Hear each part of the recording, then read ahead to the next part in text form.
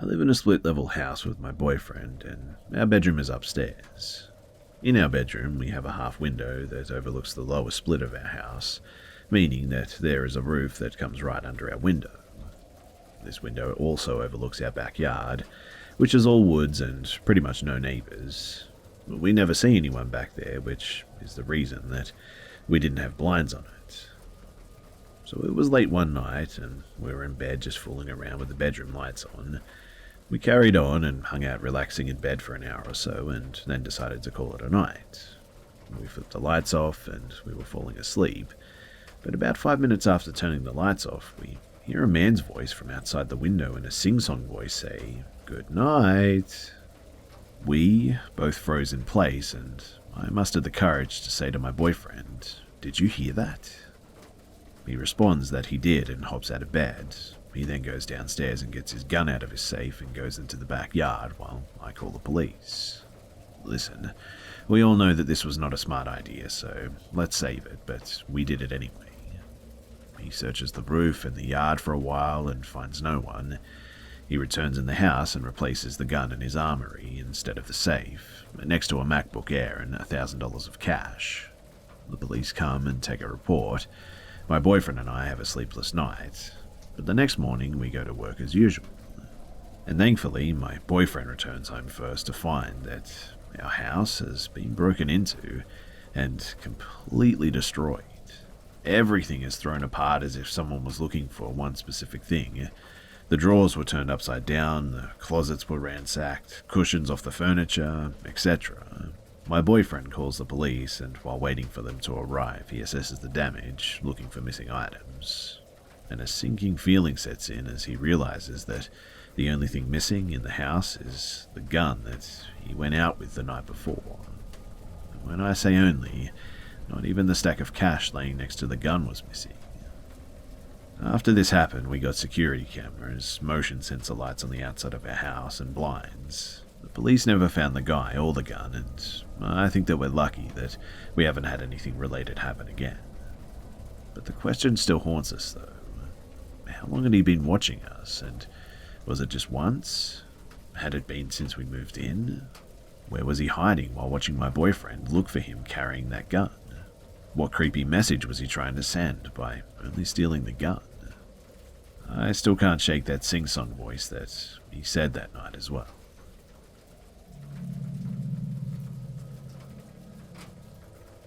I may have been 8 or 9 years old. I lived in a nice little middle-class neighborhood.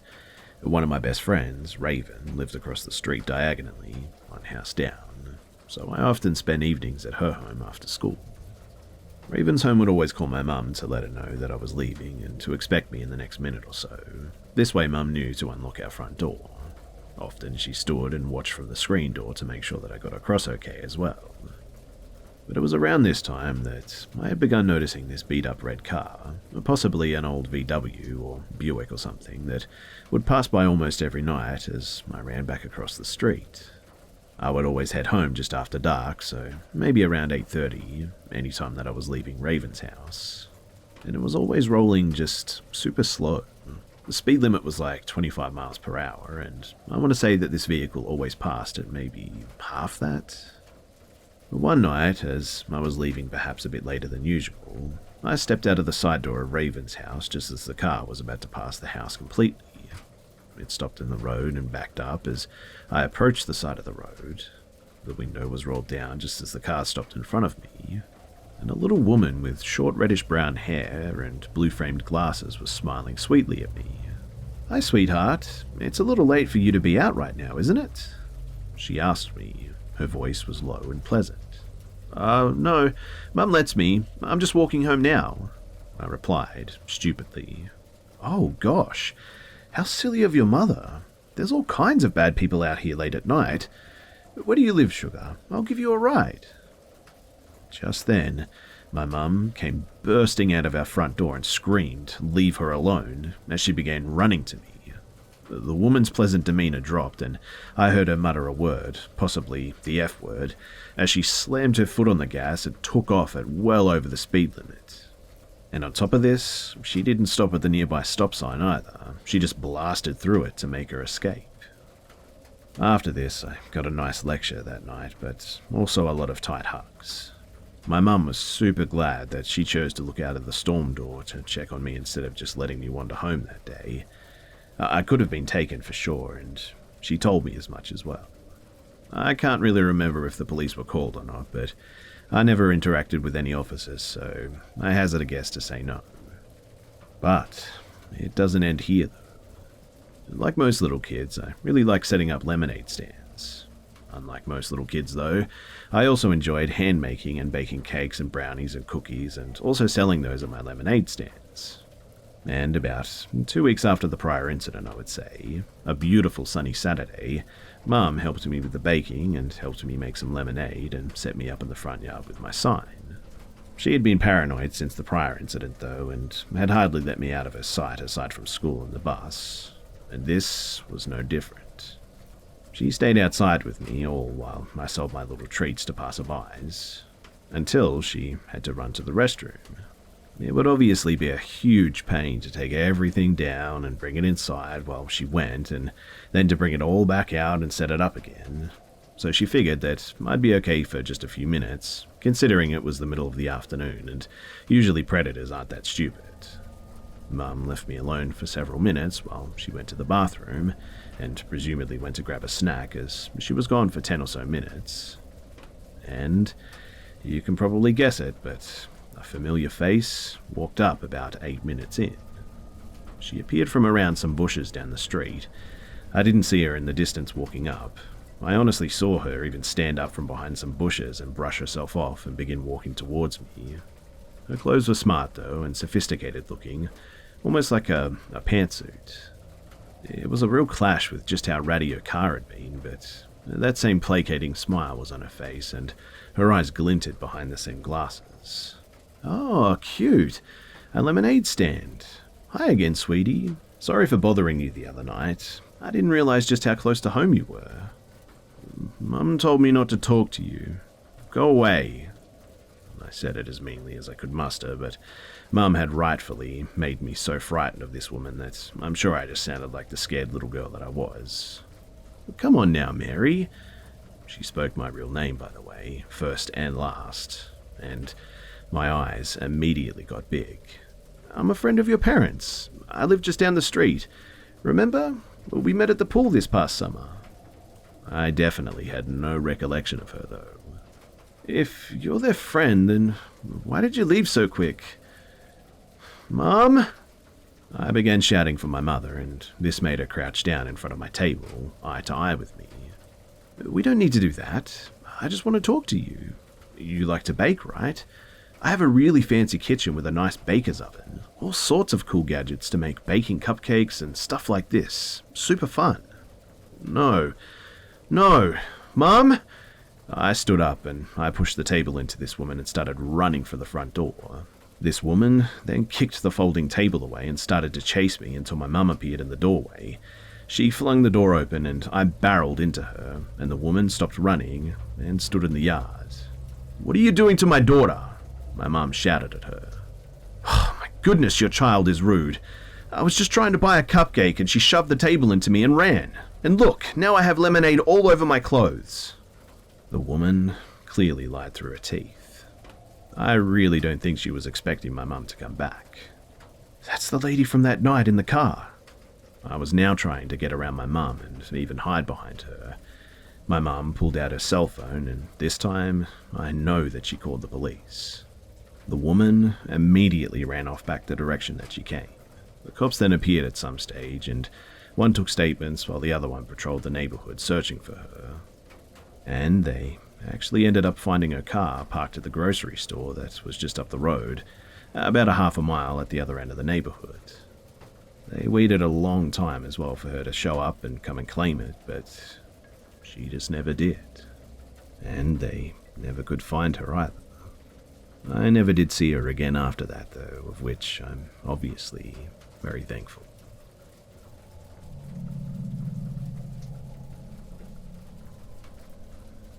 So, first let me say that I debated about posting this here in the first place because, well, I may just be overreacting about a few weird things that have happened in the last couple of weeks here at my house, but Then I decided to go ahead and share it anyway and see what you guys think about it.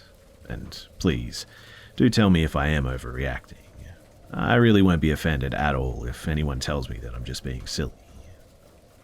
So first off, our house has like a basement crawl space that's only accessible from the outside, through a door directly underneath my bedroom window and about 10 feet away from the bottom of the steps leading up to the back deck. It's a fairly large space, in fact, dirt floor and concrete walls, clean and plenty big enough for a grown man to stand up in. Until recently, it was sort of half full of junk, mostly from our kitchen reno, like paint cans and equipment and extra floor tiles and such, and we had a padlock on it. We asked our yard guy to do some extra work that included cleaning it completely out, and when it was empty, we didn't bother putting the lock back on though. It has a sliding bolt on it that keeps it closed in addition to this little loopy thing that you put on the padlock, so we just slid in the bolt and we called it good. I mean, there was absolutely nothing in it, so there was no point in locking it, right? Well, a couple of weeks ago, my boyfriend was out on the back deck emptying the recycling bins and noticed the door open. Someone would have definitely had to have opened it too. The sliding bolt is a bit rusty and wouldn't easily come open like that, and definitely wouldn't have opened on its own. He went and checked it out. Nobody there.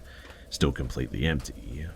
He thinks, well, okay, someone was obviously poking around and didn't find anything interesting, but he did tell me about it and reminded me to keep the doors locked when he isn't home. A few days after that, I had the dog outside with me, and he ran straight to the door and started sniffing and scratching at it, and I noticed that it was slightly open again. I opened it, went inside, walked around, but there was nobody there. Let me add too that we have a lot of trees and wildlife on our property, including raccoons and groundhogs in addition to tons of squirrels. We have one huge oak tree that overhangs the roof covering the master bedroom, so it's nothing unusual to hear squirrels and other animals on the roof with their little pattering feet and scratching sounds and whatnot. But yesterday I was here alone, laying in bed just reading a book. The house was completely silent. Usually the dog will lay in the bed with me, but he was sort of fidgety acting. He was pacing and just sort of acting weird in general. I was hearing the usual late afternoon squirrels or whatever on the roof, but then I heard a noise that is clearly the crawl space door creaking open. It's directly underneath the window to my right, so I stand up and creep over to the window, crack the shades a tiny bit to peek out, and I see a guy starting up the steps to the back deck, having just exited the crawl space.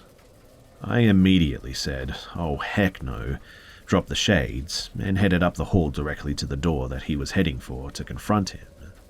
And at that same moment, my dog just went absolutely ballistic barking and beat me to the door, but when I got there, he was nowhere in sight.